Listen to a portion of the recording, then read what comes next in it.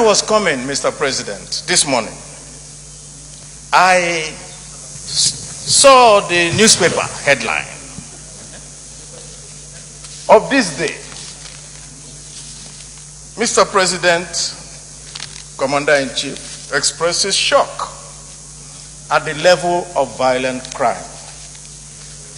In other words, Mr. President was expressing surprise. But in accordance to our Rule 5313, I will not go into that, but I will only say, Mr. President, in pidgin English, this surprise surprised me. Minority Leader, there should be no surprises, just go straight to the point.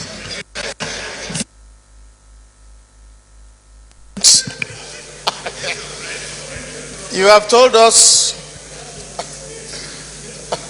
that on this solemn day that we're discussing this matter, that we may not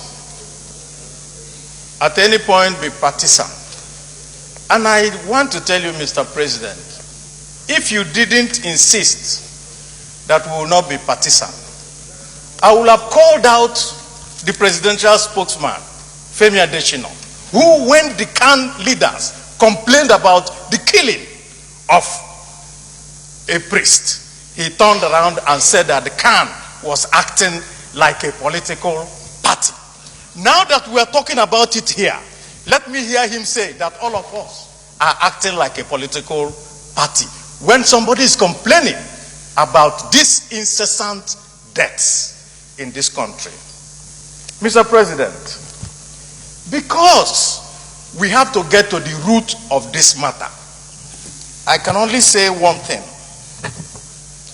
Those who live by propaganda will die by propaganda. Minority Leader, let me, I really don't like what I'm doing, but I'm forced to.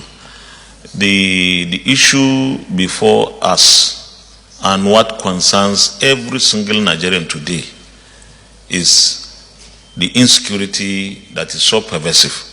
So I will still urge you that please, let's contribute in such a manner that we're able to get solutions.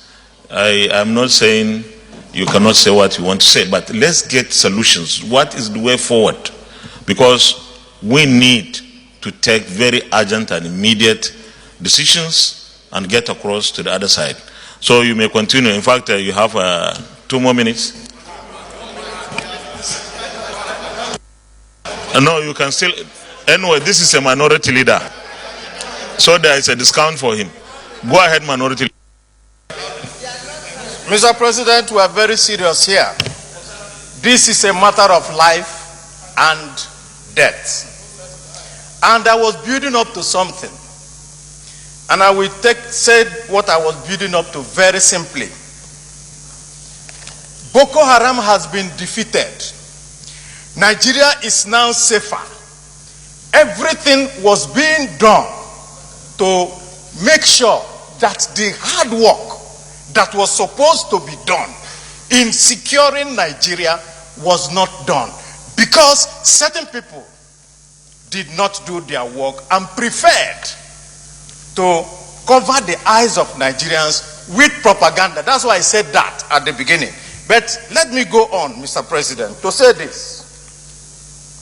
All the time that we wasted in Nigeria trying to find all these excuses for non-performance has now come to stare us in the face. Reality is no respecter of persons. And it is the reality that we are facing now.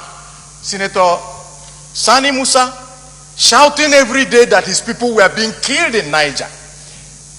We just took one from Jos, a student who was murdered by a Boko Haram person in full view of everybody with a pistol. And the Boko Haram person was somebody that was more, almost, he's not up to 9 years or 10 years old.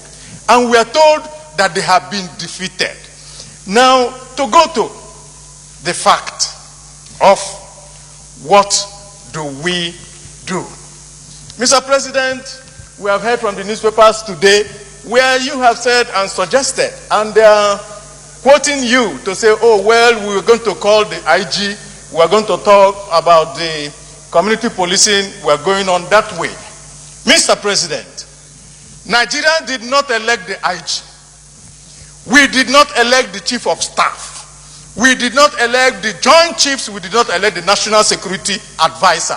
We elected the government of APC in 2015 and re-elected them in 2019. The reason why we re-elected them was that they continued to tell us that because they had the key to security, and the whole Nigeria voted them in 2015, and I agree with that. And I'm saying, Mr. President, when you want to deal with a matter, you go to the head. So we will go to the government and ask this government to resign because they can no longer do anything in this country. Mr. Minority Leader, I know.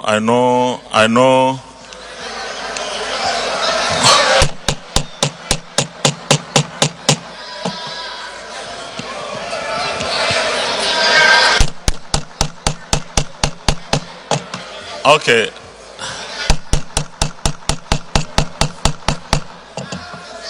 Please, Minority Leader,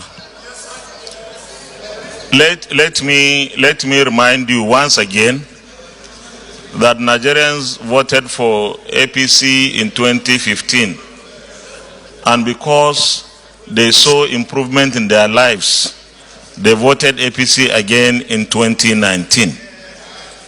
I don't want us to be partisan, and I will advise against hate speech in this chamber.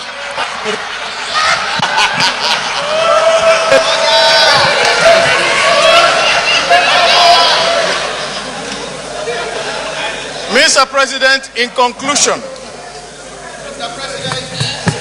Mr. President, in conclusion,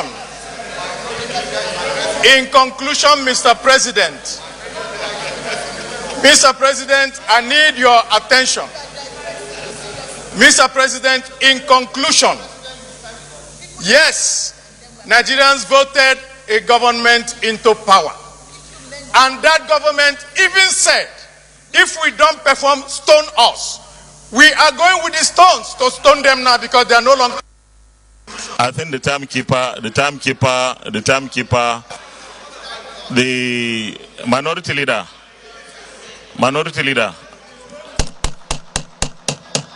distinguished colleagues, the situation in this country is such a serious situation that our debate should be tailored towards ensuring that we are able to get solutions.